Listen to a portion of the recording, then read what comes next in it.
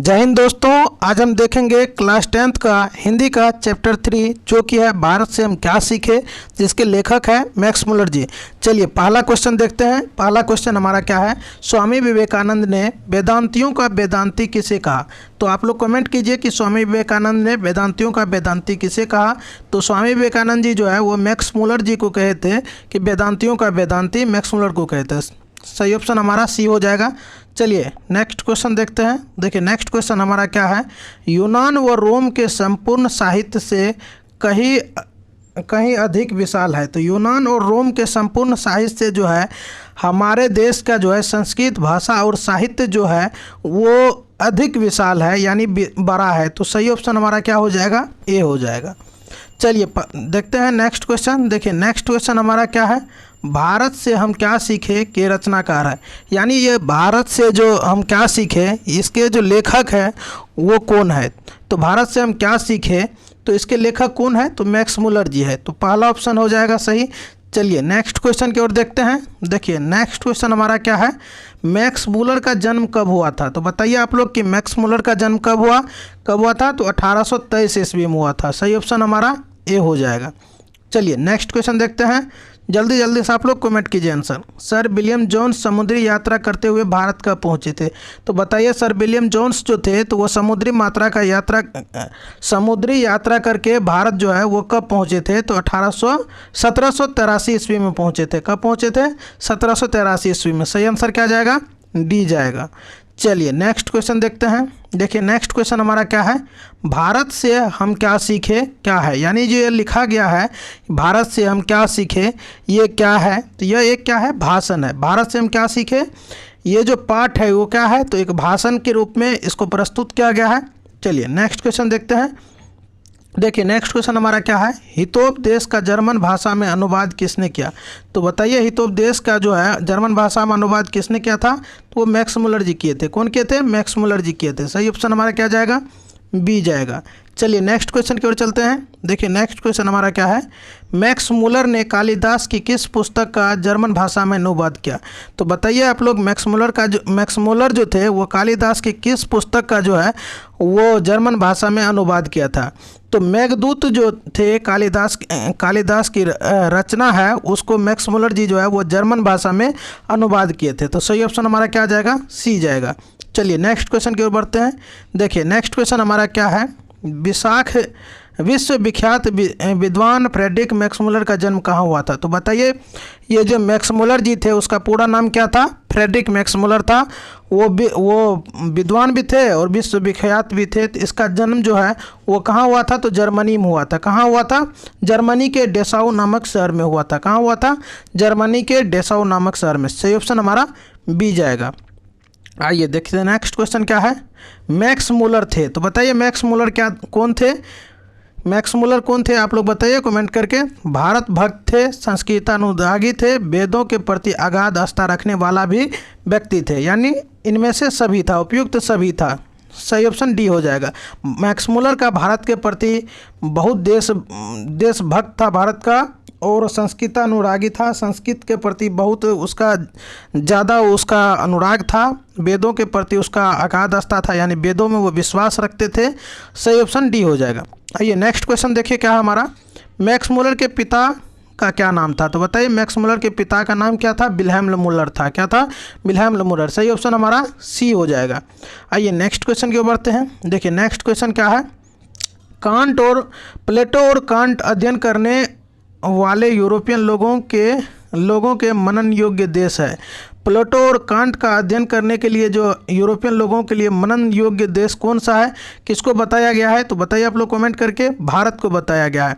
योग्य देश भारत को माना गया है। सही ऑप्शन हमारा बी हो जाएगा। प्लेटो और कांट के अध्ययन करने वाले यूरोपियन लोगों के लिए मनन योग्य देश कौन है, तो भारत है। सही ऑप्शन बी हो जाएगा। आइए देखते हैं नेक्स्ट क्वेश्चन, महारानी विक्टोरिया के द्वारा किसे नाइट की उपाधि प्रदान की गई।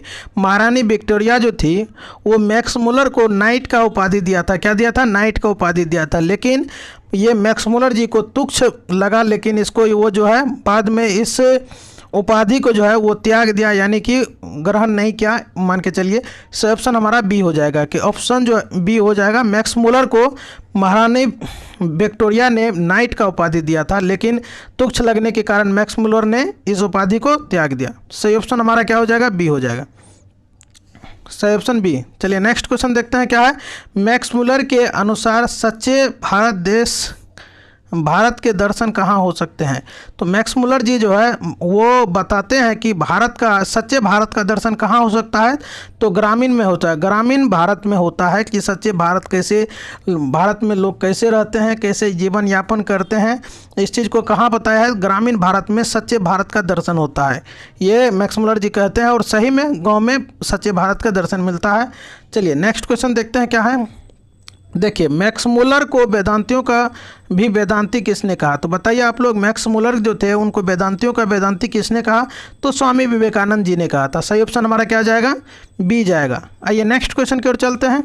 देखिए नेक्स्ट क्वेश्चन हमारा क्या है। प्लेटो और कांट थे। तो प्लेटो और कांट क्या थे बताइए, महान दार्शनिक थे। क्या थे, महान दार्शनिक थे। सही ऑप्शन हमारा क्या हो जाएगा, बी हो जाएगा।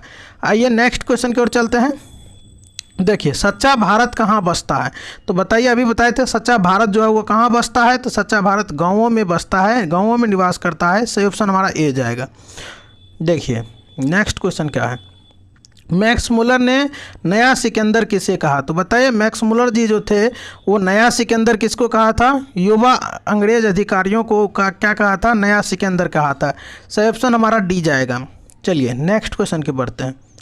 देखिए नेक्स्ट क्वेश्चन क्या है। मैक्स मुलर के अनुसार भारत की सबसे प्राचीनतम भाषा क्या है। बताइए, मैक्स मुलर जी जो थे वो उसके अनुसार भारत का सबसे प्राचीनतम भाषा क्या था, तो संस्कृत था। क्या था, संस्कृत था। सही ऑप्शन हमारा डी जाएगा। देखिए नेक्स्ट क्वेश्चन क्या है। वारेन हेस्टिंग्स कहाँ का गवर्नर जनरल था। बताइए, वारेन हेस्टिंग्स जो थे वो कहाँ का गवर्नर जनरल था, तो वो भारत का गवर्नर जनरल था वारेन हेस्टिंग्स। सही ऑप्शन ए जाएगा। चलिए नेक्स्ट क्वेश्चन देखते हैं। वारेन हेस्टिंग्स के समय वाराणसी में कितने दारिश नामक सोने के सिक्के मिले। तो बताइए, वारेन हेस्टिंग्स जो गवर्नर जनरल थे उनके समय में वाराणसी के निकट कितने दारिश नामक सोने के सिक्के मिले थे। तो आप लोग कमेंट कीजिए। सही ऑप्शन 172 नामक दारिश के सोने के सिक्के मिले थे। जो वारेन हेस्टिंग्स जो थे इनको अंग्रेजों के अधीन कर दिया, लेकिन अंग्रेजों ने क्या किया, उसका मूल्य न समझ करके उसको गला दिया। तो ये बहुत ख़राब बात था उस समय के लिए। चलिए सही देखिए नेक्स्ट क्वेश्चन हमारा क्या है। दारिश क्या होता है। तो दारिश जो होता है वो सोने के सिक्के होते हैं। क्या होते हैं, सोने के सिक्के होते हैं दारिश। सही ऑप्शन ए जाएगा। चलिए नेक्स्ट क्वेश्चन देखते हैं।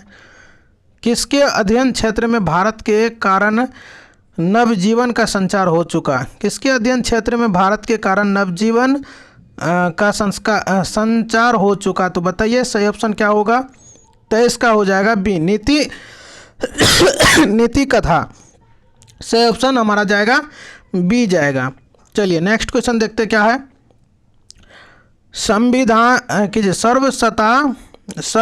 सर्वविध संपदा और प्राकृतिक सौंदर्य से परिपूर्ण कौन सा देश, यदि आप मुझे इस भूमंडल का अवलोकन करने के लिए कहे तो बताऊंगा कि वो देश है भारत। यह गद्यांश किस पाठ से है। तो बताइए, गद्यांश जो वो किस पाठ से है, तो भारत से हम क्या सीखे।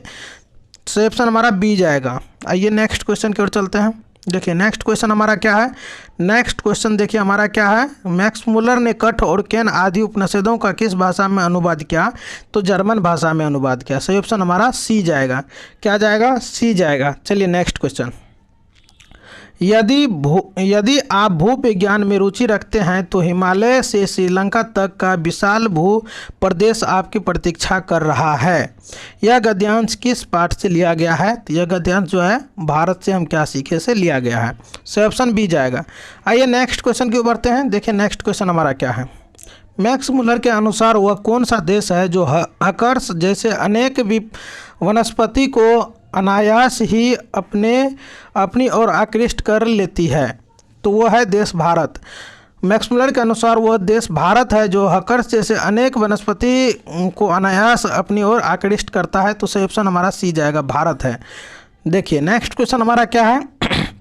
नेक्स्ट क्वेश्चन हमारा है, कठ और केन कठ और केन का जर्मन भाषा में अनुवाद किसने किया? तो बताइए, कठ और केन जो थे उनको जर्मन भाषा में अनुवाद करने वाले व्यक्ति कौन थे? तो मैक्स मुलर थे। सही ऑप्शन हमारा डी जाएगा। चलिए नेक्स्ट क्वेश्चन की ओर बढ़ते हैं। देखिए नेक्स्ट क्वेश्चन हमारा क्या है, भारत का सर्वाधिक आबादी कहाँ बसता है? तो भारत का जो सर्वाधिक आबादी है वो गांव में बसता है। कहाँ बसता है? गांव में बसता है। सही ऑप्शन हमारा सी जाएगा। आइए नेक्स्ट क्वेश्चन देखिए। नेक्स्ट क्वेश्चन हमारा क्या है, संस्कृत की पहली विशेषता है इसकी क्या है? बताइए। संस्कृत जो है वो उसकी पहली विशेषता है, यह प्राचीनतम भाषा है। क्या है? यह प्राचीनतम भाषा है। सो ऑप्शन हमारा ए जाएगा। आइए नेक्स्ट क्वेश्चन के बढ़ते हैं। देखिए नेक्स्ट क्वेश्चन क्या है, शाहनामा का रचना काल है। शाहनामा जो थे उनके रचना काल, यानी शाहनामा जो पुस्तक थे उनका रचना काल क्या था? 10वीं 11वीं सदी था। क्या था? 10वीं 11वीं सदी। सो ऑप्शन ए जाएगा। आइए नेक्स्ट क्वेश्चन देखते हैं। देखिए नेक्स्ट क्वेश्चन क्या है, मैक्स मुलर की दृष्टि में सर्वविध संपदा और प्राकृतिक सौंदर्य से परिपूर्ण कौन सा देश है?